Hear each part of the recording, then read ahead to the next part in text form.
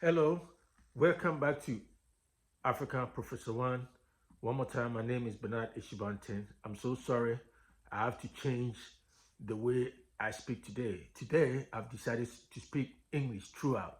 In this particular, only this discussion or this conversation, because it is a form of an advice directly towards Coach Chris Hughton. I just want to talk to him one-on-one because I know from my understanding, he probably doesn't understand any language, any local language in Ghana besides English. And so the best thing to do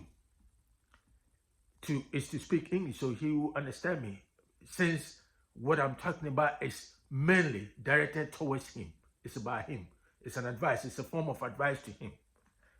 And so my viewers, my listeners, forgive me that, even though this channel is mainly Ashanti language, there's no way I can talk to Chris Hughton directly and speak, different language beside English, because that is what I assume or I know he understands or speaks.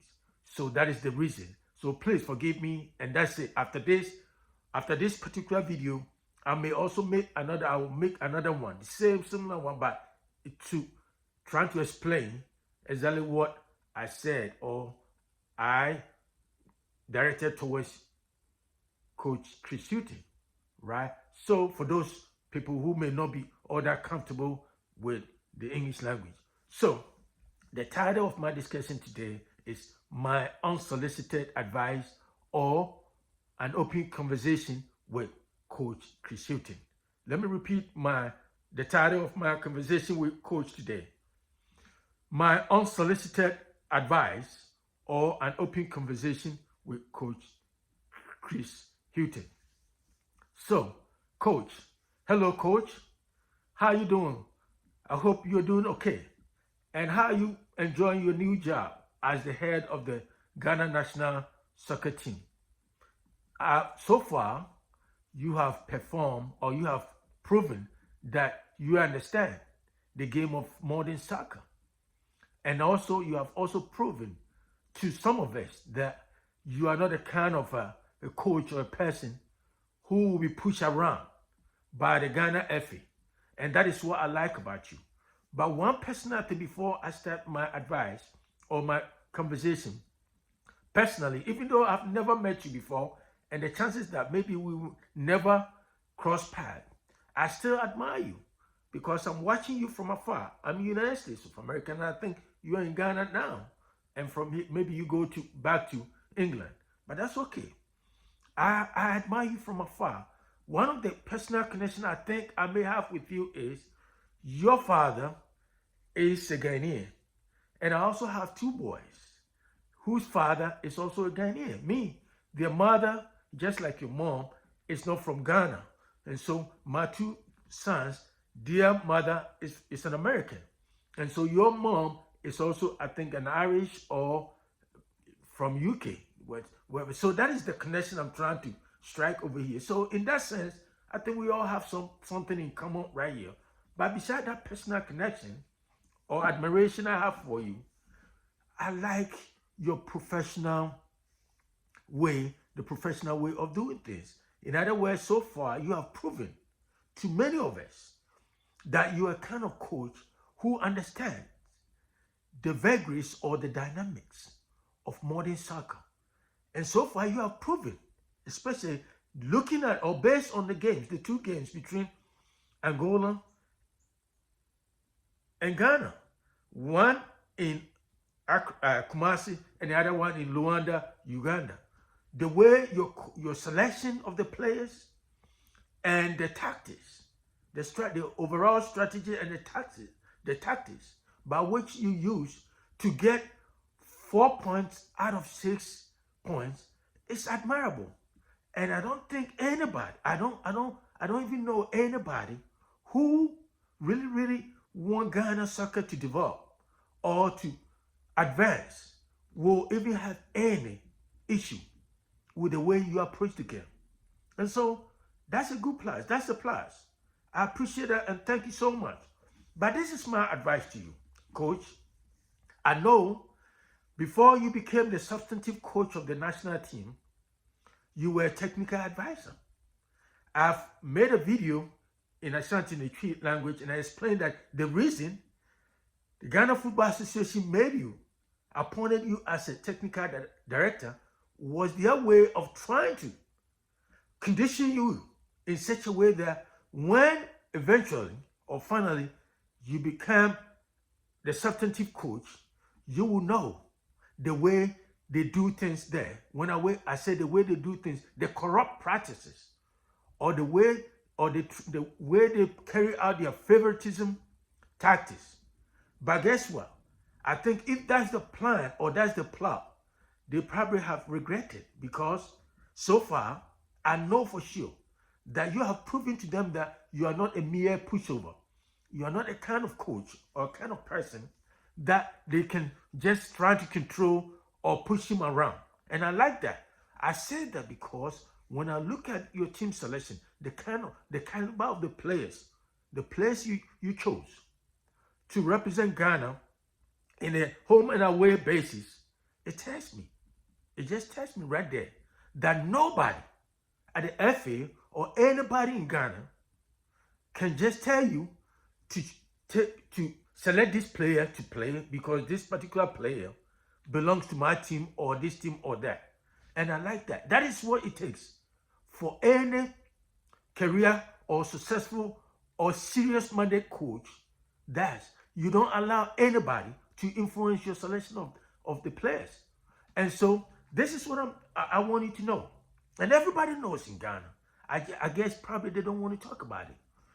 Ghana Football Association is one of the most corrupt football association in the world. I said it. And I don't care what they think.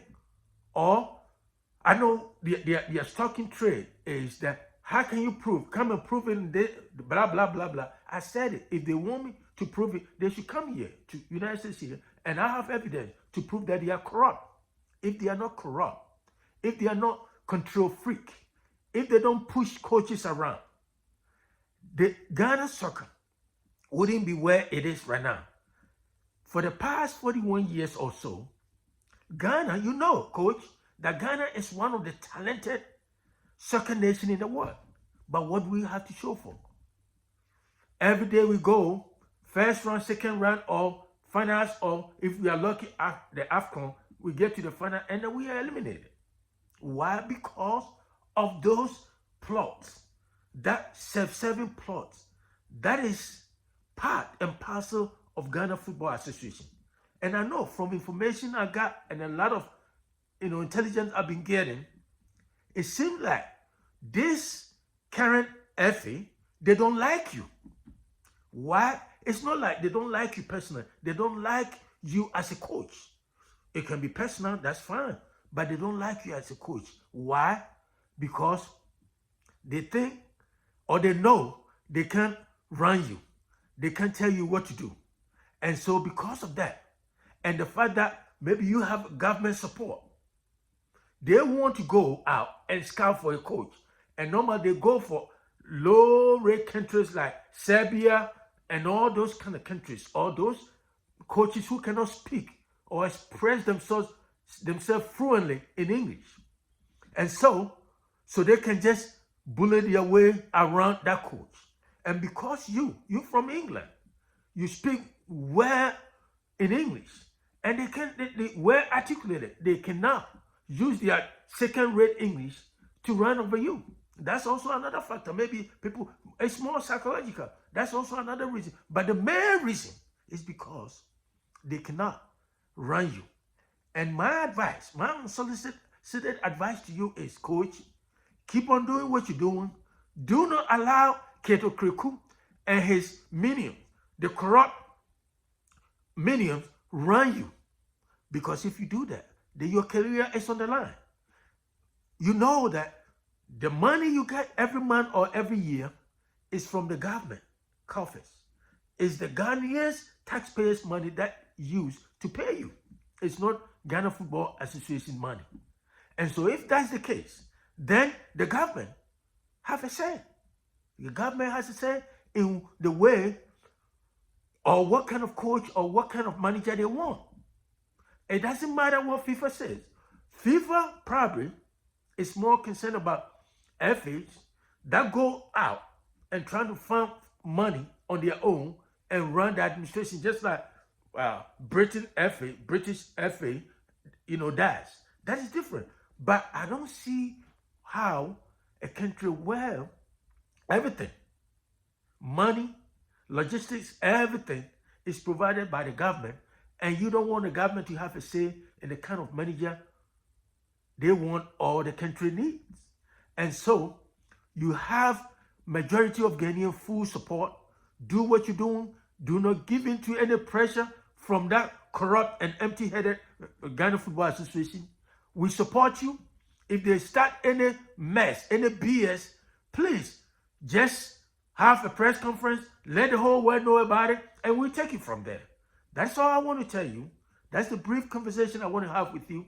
Stay strong, do what you're doing, and what I'm saying is, when it comes to on-the-field activities, such as the team selection, right? Substitution, who is to play the tactics, who is to take penalty, who should be the captain of the team, it should be your sole responsibility. Do not allow anybody to impose those elements or those things on you. Because at the end of the day, you are the team coach, you are the manager. If the team succeed, you succeed. If they lose, you lose. You'll be held responsible. And that is how it's supposed to be. That is how modern soccer is supposed to be. So that's all for now I have for you. And I hope they will pass this video to you. And if you want to contact me or wherever, you have the comment section. Just send me your comment and I will also comment. And so that is what I have for you. Once again, this is African Professor One. My name is Bernard Eshubantin. Coach, have a great day and I wish you success. Bye-bye.